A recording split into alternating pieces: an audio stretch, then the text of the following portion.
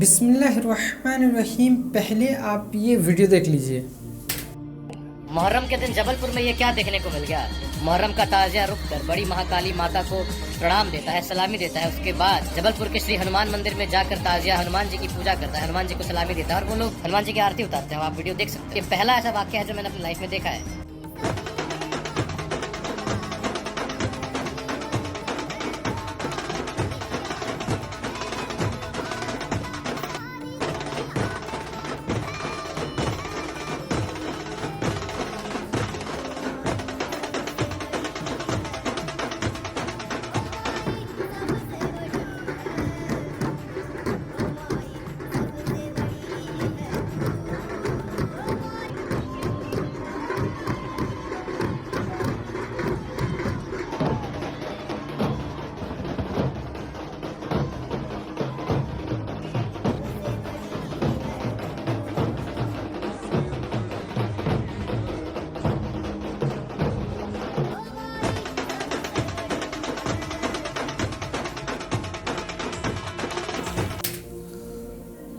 السلام علیکم. کیسے ہیں آپ لوگ؟ امید ہے کہ آپ سب خیر و عافیت سے ہوں گے. تو میرے بھائیو، آپ نے ویڈیو دیکھی کیسے مسلمان لوگ تازیہ جو ہے ہندو دیوی دیوتاؤں کے سامنے جھکاتے ہیں، پرنام کرتے ہیں، سلامی دیتے ہیں. نعوذ باللہ. تو میرے بھائیو، آج کا ویڈیو جو ہے انجینئر محمد علی مرزا صاحب سے ہم لوگ جواب لیں گے. آج کا ویڈیو 3 پارٹ میں ڈیوائیڈ ہے. پہلے پارٹ میں امام حسین علیہ السلام کے جو شہادت کا واقعے کا ڈیٹ اور ٹائم، یہ پورا اس پہ کیا کرنا چاہیے اور کیا نہیں کرنا چاہیے، یعنی جلوس نکالنا چاہیے اور مجلس سے کیا کرنا چاہیے کیا نہیں کرنا چاہیے وہ بتائیں گے. اور دوسرے پارٹ میں یہ بتائیں گے تعزیہ داری، ماتم، یہ سب وغیرہ کے بارے میں بتائیں گے، یہ کرنا چاہیے یا نہیں کرنا چاہیے. اور فائنلی آ جائے گا ہمارا لاسٹ پارٹ، جس میں یہ بتائیں گے کہ جو یہ غیر مسلم، کوئی بھی غیر مسلم کے جو ان کے مقدس لوگ ہیں، دیوی دیوتا ہیں، ان سے ہم لوگ کا کیا عقیدت رکھ سکتے ہیں یا نہیں رکھ سکتے ہیں. تو میرے بھائیو، لاسٹ پارٹ بہت انٹرسٹنگ ہے. آپ ویڈیو کمپلیٹ اینڈ تک ضرور دیکھیے تاکہ آپ کو پوری بات سمجھ میں آئے. بنا کسی تاخیر کے اللہ کا نام لے کے شروع کرتے ہیں، اور اس ویڈیو کے بارے میں ہم لوگ لاسٹ میں بات کریں گے. یکم محرم الحرام سیدنا عمر کی شہادت اور 10 محرم الحرام سیدنا حسین کی شہادت کا دن، یہ صحیح سند سے ثابت ہے؟ دیکھیں جی، سندوں کی ضرورت وہاں پہ ہوتی ہے جہاں پہ اجماع نہ پایا جاتا ہو. سیدنا حسین علیہ السلام کی شہادت 10 محرم کو ہوئی، اس پہ اجماع امت ہے. سنی شیعہ کیا اجماع ہے؟ عملی تواتر ہے. حدیث کی ضرورت نہیں ہے. اجماع حدیث کی بھی اور قرآن کی بھی حفاظت کرتا ہے. مثال کے طور پہ آج آپ پاکستان سے ساری مطالعہ پاکستان کی کتابیں ختم کرتے ہیں جن میں لکھا ہو کہ پاکستان 14 اگست کو بنایا گیا تھا. سر آج سے 1000 سال بعد بھی جب آپ پوچھیں گے نا تو لوگ بتائیں گے کہ پاکستان 14 اگست کو ہی بنا تھا، کیونکہ عملی تواتر سے ٹرانسفر ہو رہا ہوگا. اتنا بڑا ایک واقعہ ہوا، وہ اس طریقے سے وہ ٹرانسفر ہوا. اچھا، اس کے گیس نبی علیہ السلام کی وفات کی کوئی ڈیٹ کنفرم نہیں ہے، کیونکہ اس زمانے میں ڈیٹوں کا حساب اتنا نہیں تھا، دنوں کا تھا. دن ملتا ہے سوموار کا. 12 ربیع الاول والی بات تو جھوٹی ہے. میں نے بخاری مسلم سے ثابت کی ہے کہ 12 ربیع الاول نبی علیہ السلام کا یوم وفات نہیں. لاکھوں لوگوں نے میرا کلپ دیکھا. آپ لکھیں 12 ربیع الاول یوم وفات تو یوٹیوب پہ کھل جائے گا. 10 محرم الحرام پہ تو اجماع امت ہے، دوسری رائے کوئی نہیں ہے، اس لیے تو ضرورت ہی کوئی نہیں اس کی. یکم محرم تو میں نے آپ کو بتایا کہ انڈیا پاکستان میں یکم محرم ہے، باقی دنیا میں کہیں نہیں ہے.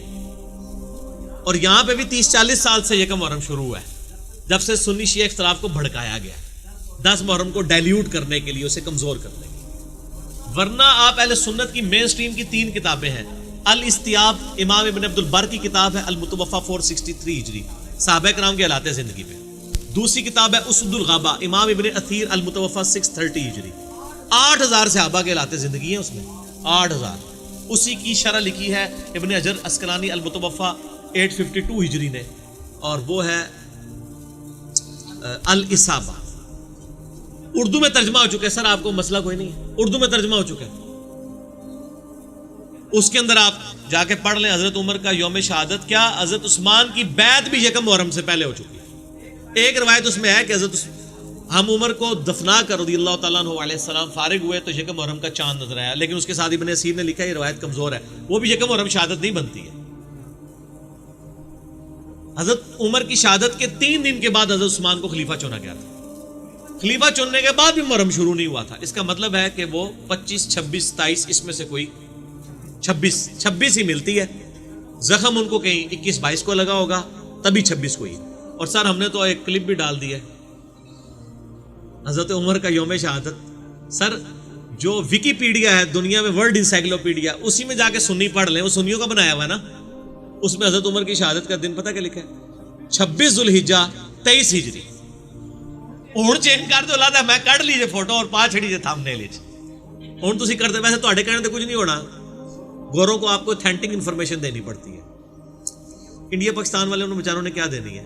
اور میں بتایا یہ ادھر ہی ہے, یکم محرم کے جلوس بھی یہیں پہ نکلے. میں یہ کہتا ہوں یعنی ایک ماڈرن خوارج کا طریقہ ہے 10 محرم کے اگینسٹ نکالنا. اور یہ وہ لوگ ہیں جو 12 ربیع الاول کے جلوس کو بدعت کہتے ہیں. ہم ان سے پوچھتے ہیں کہ نبی علیہ السلام کا تو مرتبہ زیادہ ہے, اگر یکم محرم کا جلوس سنت بن گیا تو 12 ربیع الاول کو بھی آپ نکالیں نا. ٹھیک ہو گیا, پوائنٹ والی بات نہیں نکالیں گے. ہمارے نزدیک تو جلسے جلوس سڑکوں کے اوپر روڈز بلاک کر کے, لوگوں کو تکلیف دے کے, مریضوں کو تکلیف دے کے, یہ تو نبی صلی اللہ علیہ وآلہ وسلم بھی اس کی اجازت نہیں دیں گے. کنٹرول انوائرمنٹ میں ہونا چاہیے, اجازت دیں, ٹھیک ہے, کنٹرول انوائرمنٹ کے اندر, جس طرح سیاسی جلسوں کی کنٹرول انوائرمنٹ میں اجازت ہوتی ہے. ٹھیک ہے, اپنا کوئی پوائنٹ آف ویو بیان کریں. ہم تو کہتے ہیں علمی اختلاف. میں تو اس لیول کے اوپر ہوں کہ سنی کو شیعہ کی مسجد میں جمعہ پڑھانا چاہیے, شیعہ کو سنی کی مسجد. بریلوی دیوبندی اہل حدیث آپس میں ایک جمعے بانٹ لیں. آپ کو کیا ڈر ہے؟ آپ اپنا موقف بیان کریں, عوام الناس خود فیصلہ کرے گی انشاءاللہ. تو اتنا حوصلہ ہونا چاہیے. اچھا علی بھائی, ضمن اس میں ایک سوال ہے کہ جب ہمارے دین اسلام میں ہر جمعے کو ایک اجتماعی طور پر سب لوگ جمع ہوتے ہیں, تو اس قسم کے جلسے جلوس چاہے کوئی بھی مکتبہ فکر کرے, ہم اس کو مطلب ہمیں تو کنڈیم کرنا چاہیے ہر قسم کے جلسے جلوس کو, چاہے وہ سنیوں کی طرف سے ہو, شیعہ کی طرف سے ہو, کسی بھی مکتبہ فکر کی طرف سے ہو. تو ہمارے پاس جمعہ ہے, جو جمعے میں جو کہنا چاہے کہ ہے, اس سے لوگوں کو بہت پریشانی ہو جاتی ہے, تکلیف ہوتی ہے, روڈ بلاک ہوتے ہیں, بڑا پریشان ہو جاتا ہے. جمعہ بھی کوئی روڈوں پہ نہیں ہوتا, جمعہ بھی کنٹرول انوائرمنٹ میں. جمعے میں آپ کہیں, لیکن ظاہر ہے اسپیسیفکلی اب ایک دن آتا ہے تو ایک ہم اس کو مذہبی طور پہ تو نہیں, لیکن ایک دنیاوی طور کے اوپر اب 14 اگست 10 اگست کو تو نہیں منائی جا سکتی نا. ویسے تو جمعہ پولیٹیکل گیدرنگ ہوتا ہے. اگر پاکستان کی بننے میں جو قربانیاں ڈسکس ہو رہی ہیں وہ پھر 14 اگست سے جو ایڈجسٹنٹ جمعہ اسی میں ہونی چاہیے, 14 اگست کو نہیں ہونی چاہیے. اس کی ظاہر ہے پھر وہ ویلیو ڈائلیوٹ ہو جائے گی. تو یہ ہم اس کو کوئی بدعت کا فتویٰ نہیں, انتظامی معاملہ ہے. کریں, جلسے جلوس کریں اپنے مسجدوں کے اندر, یا انتظامیہ سے اجازت لے کے کنٹرولڈ انوائرمنٹ کے اندر کریں, ورنہ یعنی پبلک کے لیے یعنی ایک پرابلم کھڑی ہو جائے گی. یہ غلط ہو رہا ہے. باقی یہ کہنا کہ جی احتجاج تو ہوتا ہی وہ ہے جس میں روڈ بلاک ہوں, یہ ہوں, وہ ہوں, تو سر یہ تو اسلام کی تھیم کے خلاف. یہ آپ غیر مسلموں کو کیا امیج دیں گے؟ ہاں, اگر کوئی ایسی جگہ ہے جہاں پہ روڈز الٹرنیٹو موجود ہیں, گورنمنٹ الٹرنیٹو روٹس ڈیفائن کر دیتی ہے جو زیادہ دور سے نہ ہو, پھر کسی خاص جگہ پہ کوئی جلسہ جلوس کر لیتا ہے تو ٹھیک ہے. لیکن آپ کو پتہ ہے ہمارے ملکوں کے اندر دھرنے اور جلسے جلوسوں کی جو ایک بدعت حسنہ شروع ہوئی ہے, اس کی تکلیف تو پوری امت کاٹ رہی ہے. ایک بات میں ظاہر کروں کہ جب اہل تشیع اور اہل سنت دونوں کے پاس ذرا برابر بھی دلیل کوئی نہیں, ذرا برابر دلیل نہ اہل سنت کے پاس ملی ہے نہ اہل تشیع کے پاس ملی ہے. کیا اب ہمیں یہ پتہ چلا ہے کیا کہ اہل تشیع کے پاس بھی ذرا برابر دلیل نہیں ہے ان چیزوں کی. کیا یہ مطلب ہے جلسوں جلوسوں وغیرہ کی نہیں, جلسے تو ہوتے ہیں نا سر, جلسے تو ہوں گے نا, پروگرام تو ہوتے تھے. نہیں, وہ کہتے ہیں ہم دلیل ہی کوئی نہیں, نہ ان کی کتاب. تو ائمہ اہل بیت جو ہیں وہ مجالس تو کرتے تھے سر. آپ کر رہے ہیں نا سر, جلسہ بخاری کر رہے ہیں, آپ ختم بخاری کر رہے ہیں, آپ جناب امام اعظم حنیفہ کانفرنس کے نام سے کر رہے ہیں. کریں نا, ان کو آپ بدعت نہ کہیں. بدعت کی ڈیفینیشن نہیں ہے, اہل حدیث نے جو بدعت کی ڈیفینیشن کی ہے وہ غلط ہے. یہ انتظامی معاملہ ہے. ہم جو یہاں بیٹھے ہوئے ہیں انتظامی معاملہ ہے نا. اچھا مجھے بتائیں, جو شادی کی تاریخ طے ہوتی ہے انتظامی معاملہ ہے. یہ تو نہیں کہ کسی بھی دن آگے کوئی بھی لڑکا کوئی بھی لڑکی اٹھا کے لے جائے نکاح کر کے, اس طرح تو نہیں ہوتا نا. یہ نان سینس باتیں ہیں, خدا کے لیے آپ بدعت کی ڈیفینیشن کو سمجھیں. اس طرح وہ آپ تبلیغی جماعت کی چیزوں کو بدعت کہنا, تیجے کو 40ویں کو, یہ ساری چیزیں. پارٹ 2. اگلا سوال یہ ہے کہ محرم الحرام میں اہل تشیع کی جانب سے ماتم, جھولے, تابوت اور اس طرح کے جو افعال کیے جاتے ہیں, کیا یہ شرعی طور پہ درست ہیں؟ کوئی شریعت سے اس کا تعلق نہیں, سب کی سب بدعت ہے. دین کے اندر ایگزیجریشن کی گئی ہے اور اس سے بھی آگے بڑھ چکے ہیں. اب تو زنجیر زنی اور چھریاں مارنے تک بات آ چکی ہے. حالانکہ مفتی اعظم جو ہیں ایران کے خامنائی صاحب، ان کا فتویٰ ہے کہ یہ حرام ہے چھری مارنا اپنے آپ. سمجھ میں آیا؟ لیکن آپ کو پتہ ہے انڈیا پاکستان بنگلہ دیش میں جو شیعہ ہیں یہ تو شیعہ ہے ہی نہیں ہے، یہ تو ذاکرین کے فالورز ہیں. کوئی علمی شغف ان کا ہے نہیں ہے. انہوں نے رسومات کا نام جو ہے وہ اہل بیت اور مکتب اہل بیت اپنے آپ کو کہہ رہے ہیں. مولانا اسحاق صاحب رحمہ اللہ تعالی جن کی بڑی ایکسپرٹیز تھی اس فیلڈ میں، انہوں نے باقاعدہ شیعہ کی فقہ کی کتابوں سے بتایا کہ ماتم کرنا حرام ہے. وہ آج کے علماء کی لکھی نہیں، پرانی ہے. یہ بدعات ہیں جو انہوں نے داخل کی ہیں، جیسا کہ کئی بدعات اہل سنت کے ہاں بھی داخل ہو گئی. یکم محرم کا جلوس بھی تو بدعت ہے نا. یہ سارے بدعت ہیں. اگر 10 محرم کا بدعت نکالا ہوا انہوں نے، پروگراموں کے میں خلاف نہیں ہوں، آپ کریں، سارے خلفائے راشدین کے پروگرام کریں، لیکن سڑکیں بلاک کر کے لوگوں کو تکلیف میں ڈالنا، مریض ہاسپٹل تک نہ پہنچ سکے، بچے سکولوں تک نہ پہنچ سکے، اور اس طریقے سے یہ معاملات کو کرنا یہ نہیں ہونا چاہیے. آپ کنٹرول انوائرمنٹ کے اندر کسی گراؤنڈ میں سرمنی کریں، کسی مسجد میں کریں، کسی امام بارگاہ میں کریں، ضرور کریں. لیکن یہ جو باقی جو چیزیں، یہ جھولے اور ذوالجناح کے جلوس نکالنا اور یہ پنجے اور اس کے نیچے سے گزرنا، اور پھر آج کل تو گھوڑوں کو دفنا بھی رہے ہیں، ٹھیک ہے، تو یہ سب کے سب بدعات ہیں جو دین میں داخل کی ہیں. اور اس کی وجہ سے شیعہ کی ان ایکٹیویٹیز نے یعنی مکتب اہل بیت کو نقصان پہنچایا ہے. بجائے کہ ان کی تعلیمات کو سامنے لایا جاتا، ان لوگوں نے ان معاملات میں ڈالنا شروع کر دیا. ماتم بھی بالکل حرام ہے. میں نے یوٹیوب پہ میرا کلپ آلموسٹ 20 لاکھ کے قریب لوگ دیکھ چکے ہیں. ماتم کے حق میں شیعہ کے 3 دلائل، میں نے اس کا جواب دیا. پارٹ 3. اگلی صورت ہے سورۃ الکافرون. بڑی سخت صورت ہے، کیونکہ دائی کا انداز یہ نہیں ہوتا کہ وہ کہے اے کافرو. دائی تو ہمیں ہمیشہ کہتا ہے یا ایھا الناس، اے لوگو، اور جو ایمان لے آئے ان کو یا ایھا الذین آمنو. لیکن اس میں بڑا سخت انداز ہے. قل یا ایھا الکافرون، اے نبی کہہ دو اے کافرو. یہ دائی کا سٹائل نہیں ہے، لیکن یہ کڑوی بات کے پیچھے نبی علیہ السلام کی کم از کم 10 سال کی دعوت توحید ہے. اسی میں کہتا ہوں کسی کا ایک جملہ سن کے اس کے کریکٹر کو آپ جسٹیفائی نہیں کر سکتے. اگر کسی کو پہلی دفعہ یہ پڑھائی جائے قل یا ایھا الکافرون، تو کیا کہیں گے یار یہ طریقہ ہے بات کرنے کا؟ ابھی تو تم نے بات شروع کی، ایک کافر تو یہی کہے گا نا ابھی تو تم نے مجھے بات کرنی شروع کی ہے تو پہلے اوے کافر. تو اس لیے میرے بھی کسی ایک کلپ کے ٹکڑے کو دیکھ کے میرے کریکٹر کو آپ ڈیفائن نہ کیا کریں. اگر میں کسی کو کہتا ہوں ناسبی اور یزیدیو، تو پیچھے پوری یزیدیت ہوتی ہے جو میں نے بڑے پیار سے پہلے ایڈریس کی ہوئی ہے 2011 سے لے کے 19 تک. پھر اینڈ پہ جا کے ہوتا ہے ایک جملے سے کسی کو آپ کنکلوڈ نہیں کر سکتے. یہ جو سورۃ الکافرون ہے نا جی، جامعہ ترمذی میں حدیث ہے، نبی علیہ السلام کو ایک صحابی نے کہا یا رسول اللہ مجھے کوئی وظیفہ تعلیم فرمائے، رات کو سونے سے پہلے میں پڑھ لیا کروں. آپ فرمایا سورۃ الکافرون رات کو سونے سے پہلے پڑھ لیا کرو، یہ شرک سے بیزاری ہے، یعنی تجدید ایمان ہے اس میں، شرک سے بیزاری ہے اس میں. اور ایک اور حدیث ہے سنن دارمی میں، سنن نسائی الکبریٰ کے اندر صحیح سند کے ساتھ، آپ علیہ السلام نے ایک شخص کو قل یا ایھا الکافرون پڑھتے ہوئے سنا تو آپ نے فرمایا یہ شرک سے آزاد ہو گیا یہ بندہ.